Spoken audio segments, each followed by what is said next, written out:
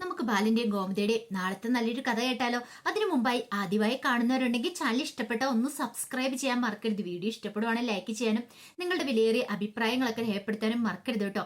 അങ്ങനെ നാളത്തെ കഥയിൽ സുകന്യ പെട്ടിയും പ്രമാണവും ഒക്കെ എടുത്ത് പോവാനായിട്ട് ഇറങ്ങുവാണ്. ആ സമയം ധർമ്മം പറഞ്ഞു, സുകന്യെ നീ ഈ ചെയ്യുന്ന ശരിയാന്ന് തോന്നുന്നുണ്ടോ? കാരണം ഈ വീട്ടിലേക്ക് വന്നിട്ട് ഇത്രയ്ക്ക് എത്ര ദിവസമായുള്ളൂ നമ്മളുടെ കല്യാണം കഴിഞ്ഞിട്ട്. അപ്പോഴേക്കും നീ പെട്ടിയും കടക്കി എടുത്തോണ്ട് പോകാൻ ഇറങ്ങിയിട്ടുണ്ടെങ്കിൽ ഈ വീട്ടിലുള്ളവർ എന്ത് വിചാരിക്കും? പിന്നെ നാട്ടുകാരെന്തു പറയും? നീ തന്നെ ഒന്ന് ആലോചിച്ച് വെക്ക്. നമ്മൾ തമ്മിലൊരു ജീവിതം തുടങ്ങിയിട്ടില്ല. ഒരു കുടുംബജീവിതം ആരംഭിക്കുന്നതിന് മുമ്പ് തന്നെ അവസാനിക്കാന്ന് പറഞ്ഞാല്. സുകന്യ പറഞ്ഞു, എനിക്ക് എന്താണെങ്കിലും ധർമ്മേടനോടൊപ്പം ഇവിടെ ഇങ്ങനെ ജീവിക്കാൻ പറ്റില്ല. കാരണം ഇവരെല്ലാരും അനുസരിച്ച് ജീവിക്കാനൊന്നും എന്നെ കൊണ്ട് പറ്റില്ല. എന്റെ കഴുത്തിൽ താലി കെട്ടിയ ആള് ധർമ്മേടനല്ലേ. ധർമ്മേടനെ അനുസരിച്ചാൽ മതി. അന്നും പറഞ്ഞുകൊണ്ട് ഈ വീട്ടിലുള്ള എല്ലാരെയും അനുസരിക്കേണ്ട കാര്യമൊന്നും എനിക്കില്ല. ധർമ്മം പറഞ്ഞു, ഇതൊരു കുടുംബമാണ് സുകന്യെ. അപ്പൊ അതനുസരിച്ച് വേണം മുന്നോട്ട് പോകാനായിട്ട്. ഇവിടെ കണ്ടിട്ടില്ലേ, ബാലേണ്ണ അനുസരിച്ചാണ് ഗോമതി ചേച്ചി ഞാനും ആരിനും ആനന്ദും എല്ലാവരും നിൽക്കുന്നേ. അതുപോലെ തന്നെ വേണം നീയും.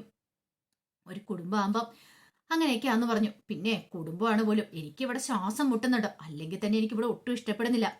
ഒരിത്തിരി ശുദ്ധമായി ശ്വസിക്കാൻ വേണ്ടിയിട്ട്, ഇത്തിരി തണുപ്പ് കിട്ടാൻ വേണ്ടിയിട്ടാണ് ഞാൻ കൃഷ്ണമംഗലത്തേക്ക് പോയത്.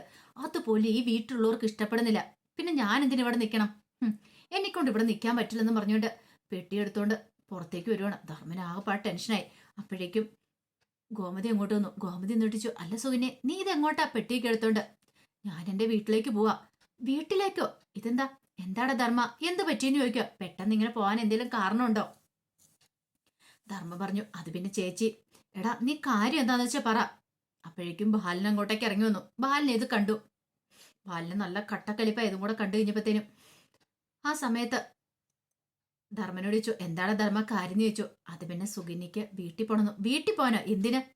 നിനക്കറിയില്ലേ? നീ ചോദിച്ചില്ലേ എന്നൊക്കെ ചോദിച്ചു. അത് പിന്നെ അളിയ. ധർമ്മൻ ആകെപ്പാടെ വിഷമിച്ചിരിക്കുകയാണ്. ഗോമതിക്ക് മനസ്സിലായി മുമ്പേ ഉണ്ടായ സംഭവത്തിന്റെ ബാക്കിയാന്നുള്ള കാര്യം. അപ്പോഴേക്കും മീനാക്ഷി മിത്ര അവരെല്ലാരും കൂടെ അങ്ങോട്ടേക്ക് ഇറങ്ങി വന്നു. ആ സമയത്ത് സുകന്യ പറഞ്ഞു, എനിക്കിവിടെ നിൽക്കാൻ താല്പര്യമില്ല. ഞാനിവിടെ നിന്നിട്ടുണ്ടെങ്കിൽ ഇനി ചിലപ്പോൾ എന്നോട് എന്തെങ്കിലും ആരെങ്കിലും പറഞ്ഞിട്ടുണ്ടെങ്കിൽ അതിനപ്പം തന്നെ മറുപടി പറയുകയും ചെയ്യും. അത് കേട്ടപ്പോൾ ഗോമതി പറഞ്ഞു, സുകന്യെ, ഇങ്ങനെ പെട്ടെന്ന് നീ ഇങ്ങനെയൊക്കെ തീരുമാനം എടുത്ത് എങ്ങനെ ശരിയാവുന്നേ? കല്യാണം കഴിഞ്ഞിട്ട് ഇത്ര ദിവസമല്ലേ ആയുള്ളൂ. ജീവിതം എന്താണെന്ന് നീ പഠിച്ചിട്ട് പോലുമില്ല. തുടങ്ങുന്നല്ലേ ഉള്ളൂ. ദേ ഇങ്ങനെ എടുത്തടിച്ചൊരു തീരുമാനമൊന്നും എടുക്കരുത്. ബാഗൊക്കെ കൊണ്ടേ വെക്ക് എന്നൊക്കെ ഗോമതി ഇങ്ങനെ വളരെ മര്യാദ രൂപത്തിൽ വന്ന് സുകന്യോട് പറയാണ്. സുകന്യ പറഞ്ഞു, എന്നെ കൊണ്ട് പറ്റില്ല. ഇവിടെ എല്ലാവരുടെ വാക്കുകൾ കേട്ട് അടിമയായിട്ട് കഴിയായിരുന്നു. എന്നെ അതിന് കിട്ടത്തില്ല. എനിക്ക് എന്റേതായ അഭിപ്രായങ്ങളൊക്കെ ഉണ്ട്. അത് ഞാൻ പറയുക തന്നെ ചെയ്യും.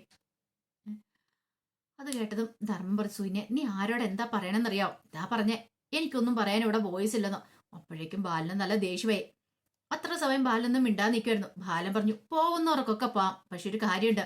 പിന്നെ ഇങ്ങോട്ട് തിരിച്ചു കയറണമെങ്കിലുണ്ടെങ്കിലോ ഈ വീടിൻ്റെതായ ചില ചിട്ടകളും നിയമങ്ങളും കാര്യങ്ങളൊക്കെ ഉണ്ട്. അതനുസരിച്ച് നിൽക്കാൻ പറ്റുന്നവർ മാത്രം ഇവിടെ നിന്നാൽ മതി. എനിക്കൊരു നിർബന്ധവും ഇല്ലാന്ന് പറഞ്ഞു. സുകന്യ ശരിക്കും പെട്ടു. സുകന്യ അത്രയ്ക്ക് പ്രതീക്ഷിച്ചില്ല. സുകന്യ വിചാരിച്ചുകൊണ്ടിരുന്നേ ഈ പറഞ്ഞ ബാലിനെല്ലാരും കാലേ കൈ പിടിക്കുമെന്ന് വിചാരിച്ചുകൊണ്ടിരുന്നേ. ധർമ്മം കാലേ വീഴുമെന്ന് മനസ്സിലായി. പക്ഷെ ബാലിനും ആ രീതിയിൽ. അപ്പോഴേക്കും ഗോമതി പറഞ്ഞു, ബാലേട്ട എന്തേ പറയണേ? ബാലേട്ടൻ ഇങ്ങോട്ട് വന്നേന്നൊക്കെ പറയണേ. അപ്പോഴേക്കും ബാലൻ പറഞ്ഞു, ഞാൻ പറഞ്ഞാൽ ഒരു തെറ്റുമില്ല. ഞാൻ പറഞ്ഞാൽ എന്താ തെറ്റിരിക്കുന്നത്? ഒന്ന് ആലോചിച്ച് നോക്കിയേ. ഈ വീടിന്റെ ചിട്ട നിയമങ്ങളും അനുസരിച്ച് പോകാൻ പറ്റുന്നവർ മാത്രം പോയാൽ മതി. അല്ലാത്തവര് ഈ വീട്ടിൽ വേണ്ട. കൃഷ്ണമംഗലം ആയിട്ട് ഇതുവരെ ആയിട്ടും ഇവിടെ ഒരു അന്യത്തി പോയിട്ടില്ല. അറിയാലോ, അവര് സ്വന്തം അനുജനോട് ചെയ്ത കാര്യം എന്താന്ന് ഈ പറയുന്ന അച്യുതനും അലോകും അനന്തനും ഒക്കെ. അപ്പൊ പിന്നെ അവരുമായിട്ട് ഒരുമിച്ച് പോകാനായിട്ടൊന്നും സാധിക്കുന്ന കാര്യമല്ല. ഈ സമയത്ത് മീനാക്ഷിയും ഇത്രയൊക്കെ പരസ്പരം നോക്കണം. അവർക്കൊക്കെ എന്ത് ചെയ്യണം എന്നറിയത്തില്ല. സുകന്യാണെങ്കിൽ പോണമെന്ന് ഒറ്റ നിർബന്ധം നിൽക്കുകയാണ്. അപ്പോഴേക്കും ഗോമതി ബാലനെ വിളിച്ചിട്ട്, ബാലേട്ട ഇങ്ങോട്ടേക്ക് വരാനൊക്കെ പറയണം. പിന്നീട് ധർമ്മനോട്, ധർമ്മ നീ സുകന്യയെ വിളിച്ചുകൊണ്ട് മുറിയിലേക്ക് പോകാൻ നോക്ക് എന്ന് പറഞ്ഞു. ആ സമയം സുകന്യ പറഞ്ഞു, അങ്ങനെ അങ്ങ് പോകാനായിട്ട് ഞാൻ ഉദ്ദേശിച്ചിട്ടില്ല. ഞാൻ എന്താണെങ്കിലും വീട്ടിലേക്ക് പോകാൻ ഇറങ്ങിയതാ. അപ്പോഴേക്കും ഗോമതിക്കും പിന്നെ സങ്കടവും ദേഷ്യമായി. എന്ത് ചെയ്യണമെന്ന് പോലും അറിയത്തില്ല. ഒടുവില് ധർമ്മം പറഞ്ഞു, സുകന്യ ഒന്ന് പറയുന്ന അനുസരിക്ക്. ഈ സമയത്ത് ബാലന്റെ കൈ പിടിച്ചിട്ട് ഗോമതി പുറത്തേക്ക് അങ്ങോട്ട് കൊണ്ടുവരുവാണ്. പിന്നീട് പറഞ്ഞു, ബാലേട്ട എന്താ ബാലേട്ട അത്? അവന്റെ ജീവിതം തുടങ്ങിയിട്ടല്ലേ ഉള്ളൂ. ആ സമയത്ത് അത് തല്ലിക്കെടുത്താന്ന് പറഞ്ഞാല് സുകന്യ വീട് വിട്ടിറങ്ങിയിട്ടുണ്ടെങ്കിൽ കൃഷ്ണമംഗലംകാർ എന്തു പറയും? നമ്മുടെ കയ്യിലിരിപ്പ് മൂലം പോയെന്നല്ലേ പറയുള്ളൂ.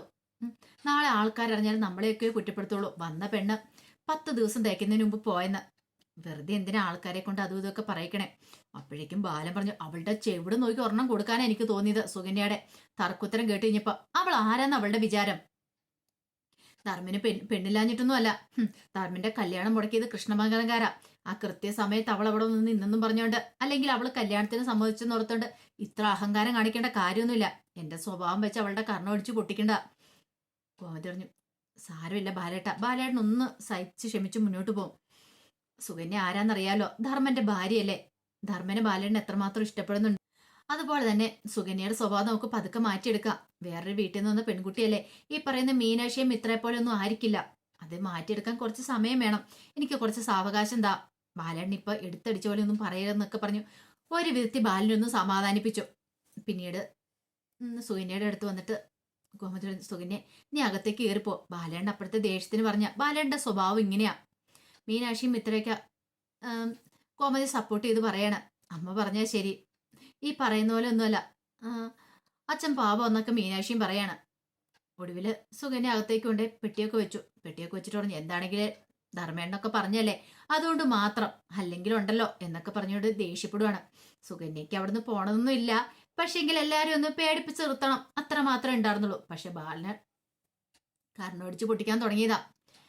സുകന്യയുടെ യഥാർത്ഥ സ്വഭാവം എന്താന്ന് ബാലൻ അറിഞ്ഞിട്ടില്ല. അതറിഞ്ഞിട്ടുണ്ടെങ്കിൽ ബാലൻ ഉറപ്പായിട്ട് അവളെ ആ വീട്ടിൽ നിന്ന് തന്നെ ഇറക്കി വിടും.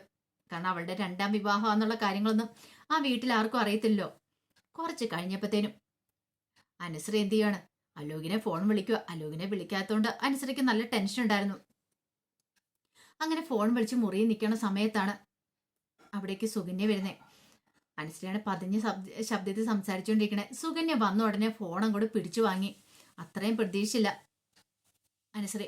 കാരണം സുകന്യയ്ക്ക് അറിയാം അനുശ്രീ ആരെ വിളിക്കുന്ന, അലോകിനെ വിളിക്കണേ എന്നുള്ള കാര്യം, പരസ്പരം ഇഷ്ടം എന്നുള്ള കാര്യമൊക്കെ അറിയാം. പെട്ടെന്ന് അനുശ്രീ പറഞ്ഞു, ആ ഫോൺ ഇങ്ങോട്ട് താ സുകന്യേച്ചെന്ന് പറയണം. ഫോണൊക്കെ തരാം, നീ ആരെ വിളിച്ച സത്യം പറ. അതെന്റെ ഫ്രണ്ടാ. ഫ്രണ്ടോ? ഏത് ഫ്രണ്ട്? അലോകാണോ ഫ്രണ്ട് എന്ന് ചോദിച്ചു. സുകന്യ ഞെട്ടിപ്പോയി. അതെ, എനിക്കറിയാം കാര്യങ്ങളൊക്കെ, എന്നോട് മറച്ചു വെക്കൊന്നും വേണ്ട. അത് കേട്ടപ്പോ അനുശ്രീ പറഞ്ഞു, അത് പിന്നെ സുകന്യേച്ചി വേണ്ട, കൂടുതലൊന്നും പറയണ്ട. അലോക് നീയും തമ്മിൽ ഇഷ്ടത്തിലാണെന്നറിയാം. അല്ല, നിങ്ങൾ തമ്മിൽ ഇഷ്ടത്തിലാണെങ്കിൽ നീ എന്തിനാ പേടിക്കണേ? ഈ പറയുന്ന ദേവമംഗലവും കൃഷ്ണമംഗലവും തമ്മിൽ വഴക്കുണ്ട്. അതിന് മക്കള് തമ്മിൽ വഴക്കുണ്ടാക്കിയിരിക്കേണ്ട കാര്യമുണ്ടോ? പരസ്പരം ഇഷ്ടമാണ്, കല്യാണം കഴിക്കണം. ഞാൻ എന്താണെങ്കിലും നിനക്ക് സപ്പോർട്ടാ.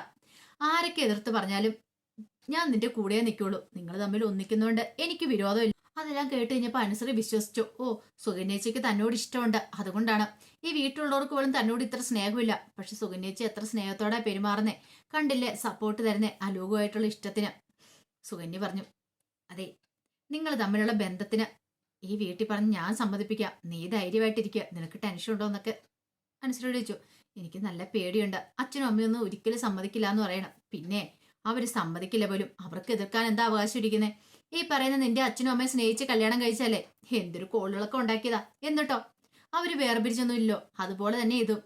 അലോകിന് നിന്നെ ഇഷ്ടമാണെങ്കിൽ നീ പിന്നെ പേടിക്കേണ്ട കാര്യമൊന്നുമില്ല. സുകന്യ ഇത് പറഞ്ഞു കഴിഞ്ഞപ്പം അനുശ്രീക്ക് സന്തോഷമായി. പിന്നീട് അനുശ്രീ സുകന്യയെ കെട്ടിപ്പിടിക്കുകയാണ്. ഇപ്പോഴാ എനിക്കൊരു സമാധാനം ചേച്ചി, എന്റെ കൂടെ നിൽക്കാൻ ഒരാളെങ്കിലും ഉണ്ടല്ലോ എന്ന് ഓർത്തുണ്ട് സുകന്യ ഒരു ചിരി ഇരിക്കുന്നുണ്ട് മനസ്സിൽ. അതെ, എന്റെ വലയിൽ നീ കുടുങ്ങി, ഇനി ഇത് വെച്ച് നിന്നെ ബ്ലാക്ക് മെയിൽ ചെയ്യും എന്നൊരു ചിന്തയായിരുന്നു സുകന്യയുടെ മനസ്സിൽ.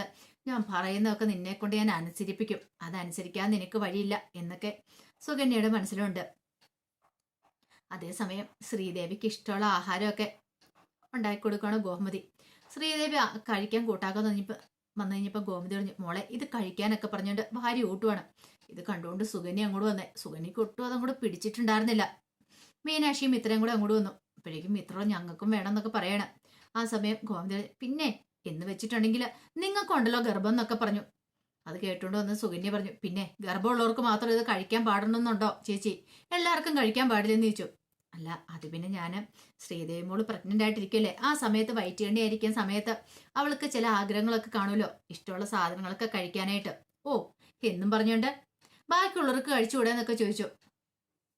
ശ്രീദേവി പറഞ്ഞു, അതിനെന്താ, ബാക്കിയുള്ളവർക്ക് കഴിക്കുന്നതിന് പ്രശ്നമൊന്നുമില്ല. അപ്പോഴേക്കും കോമതി പറഞ്ഞു, അതിന് പ്രശ്നമൊന്നുമില്ല സുകന്യെ, ഞാൻ പിന്നെ ദേവമോൾക്ക് മാത്രമായിട്ട് പെട്ടെന്ന് ഉണ്ടാക്കിയതാന്നൊക്കെ പറയാണ്. സുകന്യക്ക് അത് ഒട്ടും കൂടി ഇഷ്ടപ്പെട്ടിട്ടുണ്ടായിരുന്നില്ല. കാരണം എന്ത് ചെയ്താലും കുറ്റപ്പെടുത്തുന്ന ഒരു സ്വഭാവമാണല്ലോ സുകന്യക്ക്. പിന്നീട് സുകന്യ ഇവിടെ നന്നായിട്ട് വിശക്കുന്നുണ്ട്, എന്താ കഴിക്കാനുള്ള എന്നൊക്കെ ചോദിക്കണം. കോമതി പറഞ്ഞ് ചോറ് ഇരിപ്പുണ്ടെന്ന് പറയാണ്. സുകന്യ ആരെയും നോക്കിയില്ല. സുകന്യ പേടുത്ത് കഴിക്കുവാണ്. ധർമ്മനെ പോലും വിളിച്ചില്ല.